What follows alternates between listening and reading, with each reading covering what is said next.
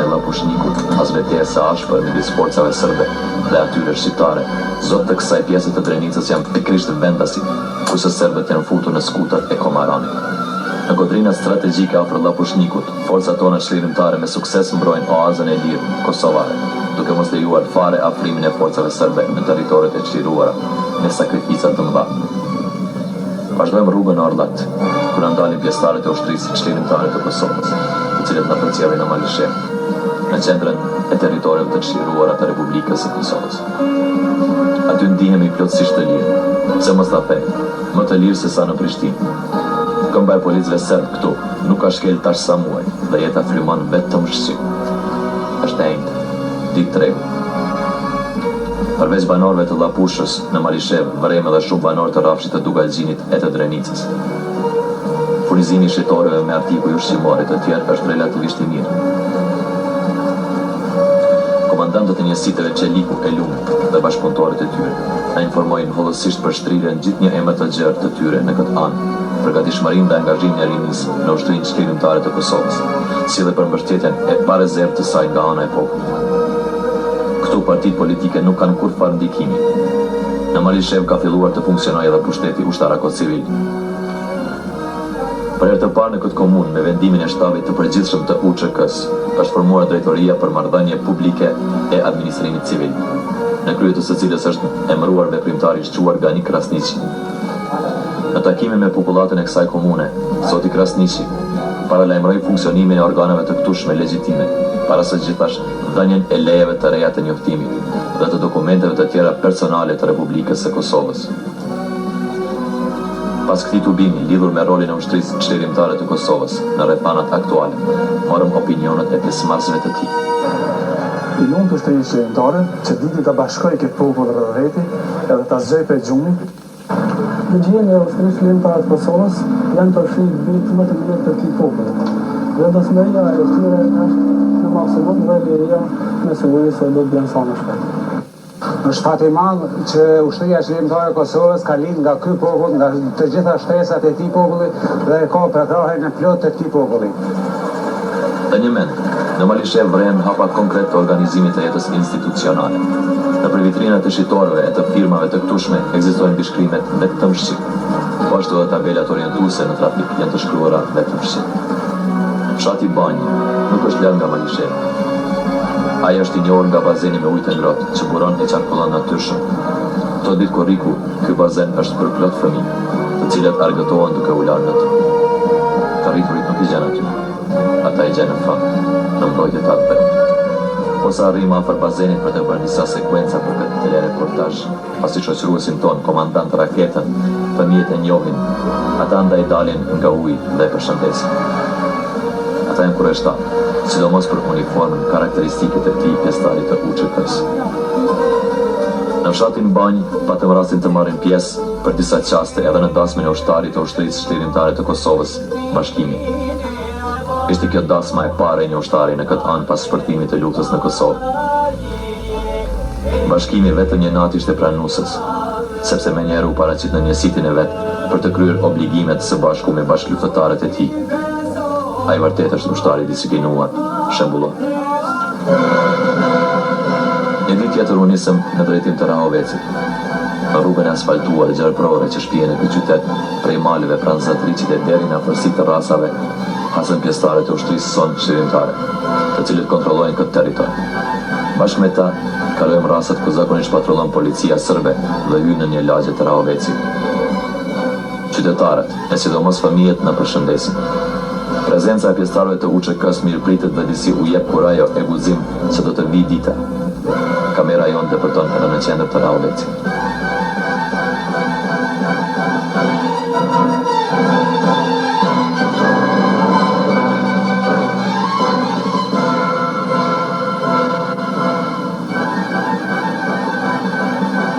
Dalim nga Rahoveci dhe ngjitemi bjeshkës së Zatriçit. Prej kësaj pike strategjike ushtarake regjistrojmë disa sekuenca mbi vendbanimet e anadrimit. Si në pëllëm të dorës shohim Rahovecin, Drenocin, Bellacërkën, Zërdzen, Bishtarzhinin, Gjakovën e vendbanimet të tjera. Zbrecim në Drenoc, në këtë fshat të njohur të rezistencës. Vazhdojmë rrugën për në Ratkoc. Këtu forcat e UÇK-s kanë sulmuar dhe larguar forcat serbe nga stacioni i policisë. Vërejmë gjurmë të barbarizmit serb. Para ish stacionit policor balon flamurin kombëtar, ku janë vendosur pjesëtarët e UÇK-s, të cilët kanë ngjallur shpresën për krenarinë e banorëve të Ratkosit e të fshatrave përreth.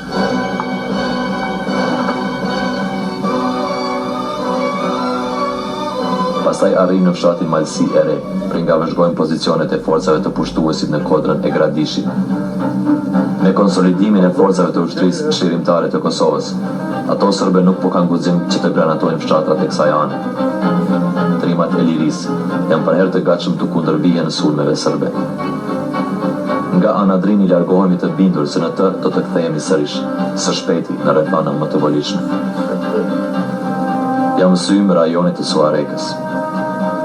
Pasi kalojmë Pagarushën, arrim në Dobërdelan e pastaj në Studentçan. Në këtë të fundit që njihet si fshat i Gurbeçarve, vërejmë shumë shtëpi të bukura, të freshta e fusha pjellore. Forcat tona çlirimtare i hasin në udhkryqin e Reshtan, Suarek, Mamush, Rahovec. Ato mbajnë në kontroll pjesën më të madhe të fshatrave të komunës së Suarekës dhe gjithnjë e më shumë po i zjerojnë territoret shqiptare.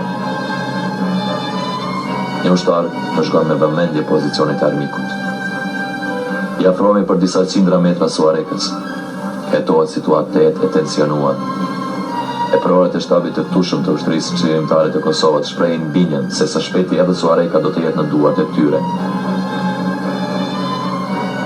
Nga kjo anë synojmë të vizitojmë anët tjera të Kosovës, Dugagjinin. Rrugëve nëpër territoret të shliruara arrim në Brolis, Krushec e Vranoc. Hetojmë pasojat e sulmeve barbare serbe në Deçan dhe në fshatrat tjera të kësaj komune. Barbarizmat serb shihen edhe në fshatrat e Pejës. Mirëpo, te popullata e kësaj ane, përveçmas të pjesëtarët e ushtrisë çlirimtare të Kosovës mbretëron një moral tejet i lartë, një vendosmëri e optimizëm për një ardhmëri të ndryshme. Nga Dugagjini kthehemi në Drenicë. Në Rezall takojmë disa veprimtarë, të cilët janë të preokupuar se si të japin kontributin e tyre në bashkëveprim me ushtrinë çlirimtare të Kosovës. Afër shkollës së këtij fshati hasim disa fëmijë duke luajtur futboll për të harruar plagët e luftës. Vazhdojmë rrugtimin për në Makërmal, arrim deri në Marin, ku deri para 2 muajsh ishin të stacionuara forcat policore serbe. Aty vizitojmë aeroportin bujqësor, i cili është përdorur edhe për qëllime ushtarake. Ai tani është në duart e forcave tona çlirimtare. Nga Polaci, ku në një pikë janë pozicionet e forcave serbe, kurse në tjetrën forcat e ushtrisë çlirimtare të Kosovës, nisemi në drejtim të prekazit të epër. Kalojmë nëpër luginën e Beçiçit, të njohur për betejat e zhvilluara gjatë luftrave të deri tashme për liri dhe arrim në Galicë. Këtu vizitojmë varrin e luftëtarit të shquar për çlirim e bashkim kombëtar, Azem Bejtës. Fotografia e tij sikur jep mesazh për popullin e Kosovës. Të bashkohemi, e organizohemi, e të jemi të vendosur në luftën përfundimtare për lirinë tonë. Shkelim këmbë edhe në fshatin Lubavec të Skenderit, ku informohemi se radhëve të UÇK-s janë bashkangjitur të gjithë të rinjët e këtushëm. Në kas në prekazin kryengritës, çdo gjë është në funksion të forcimit të luftës për çlirim. I kthehemi pa pjesës tjetër të Drenicës. Nga Obria e Xhemajl Obris, nisemi në drejtim të Burojës. Kalojmë nëpër aqareven e trimave të lirisë, ku valon flamuri kombëtar me krenaren e Skënderbeut, dhe arrim në Kopilis të Ulët e pastaj në Burojë, në lagjen Kastrati. Pas largimit të forcave serbe nga ky fshat, ku u dogjën e u dëmtuan afro 40 shtëpi, në vatrat e tyre janë kthyer banorët e Burojës dhe po vazhdojnë jetën normale.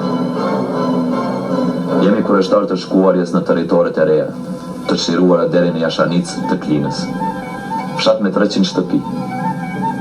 Afër rrugës së barikaduar nga forcat tona, takojnë pjesëtarët e UÇK-s, të cilët mbrojnë pozicionet e tyre dhe janë të vendosur që mos të tërhiqen nga to, për të vazhdojnë luftën për oazat të reja të lira. Në Turicec të Skënderajt, qendër lokale e disa fshatrave, njerëzit gjallërojnë në mënyrën e tyre.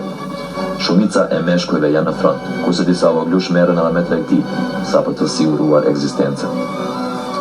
Në ambulancën e këtushme takojmë doktor Fatmir Fazliun, i cili bashkë me kolegët e tij po e ndihmon sigurimin shëndetësor të popullatës në këto rrethana të ndërlikuara.